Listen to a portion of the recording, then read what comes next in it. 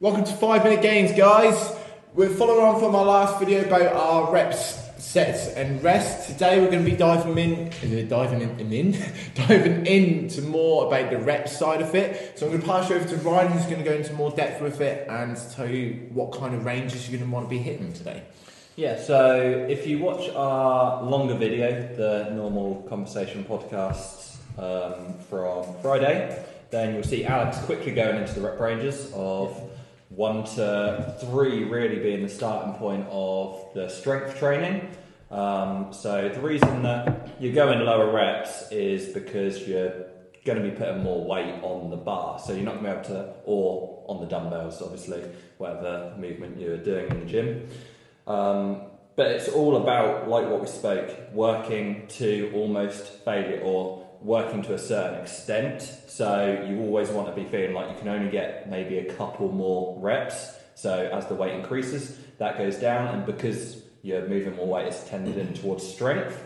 If you're wanting to go for more of like a hypertrophic range, Alex, how would we go about that? So, and why would you go for those reps? So hypertrophy, you're going to want to go slightly higher reps. Obviously, higher reps doesn't just mean ditch the intensity and get some more reps out. You still want it to be really hard. You're going to be looking more from 7 to kind of 12 reps. That kind of range is great for hypertrophy response from the muscles.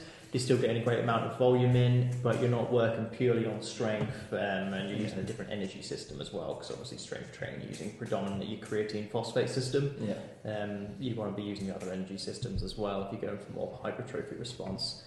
So, and generally that weight is going to come down, obviously, because it's going to be like only slightly. You still want to go pretty heavy just to make sure you're really straining on. That's where the intensity comes in. Exactly. You know, you still need to be making sure if you're going for 12 reps. When you get to 10 to 12 reps, they want to be damn hard reps. You don't want to be breezing them out. You want to be straining for them. Sure. And that's really all that changes with the reps, isn't it? It's the less weight you've gone relative to your 1 rep max. So the weight that you can push for the ultimate, just 1 rep and then you're done.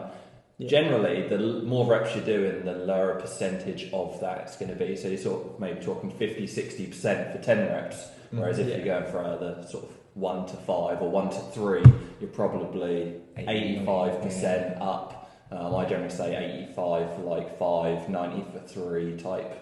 You can get some quite useful apps for stuff like that where you put in your 1 rep max and it actually calculates for it. Obviously, it's only going to be an average anyway, but it's a good theoretical basis. Exactly, and you can use that to help you and stuff like that. There is an actual formula that you can use to actually work out. I can't remember off the top of my head, but I'm pretty sure we can put it at the bottom of this video actually, and Google search will come up. Yeah, Google search. Google knows everything. If not, as I say, go on the App Store and you can always find one. They'll actually calculate it for you instead of doing it like that. Obviously, if you're going to go for more like pushing over probably 12 plus into probably about 15-20 reps, probably going to be more into your muscular endurance. You're going to be going much lighter with the weight as well. But same again, you're going to be getting onto those last couple of reps and they're going to strain you. You're going to have to push them out.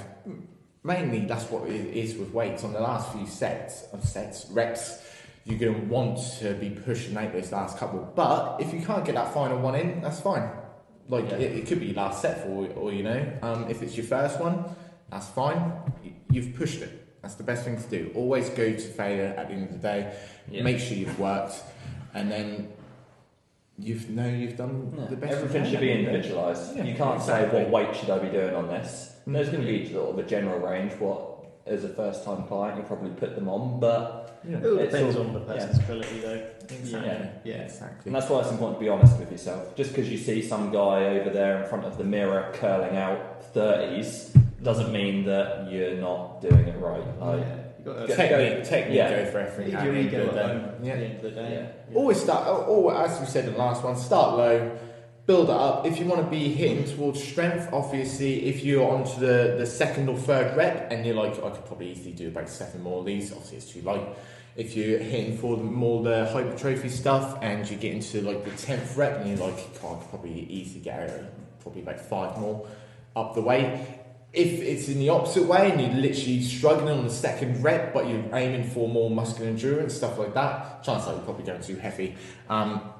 always go with what your body tells you at the end of the day. Work towards your goals, as Alex just said as well. Leave that ego at home.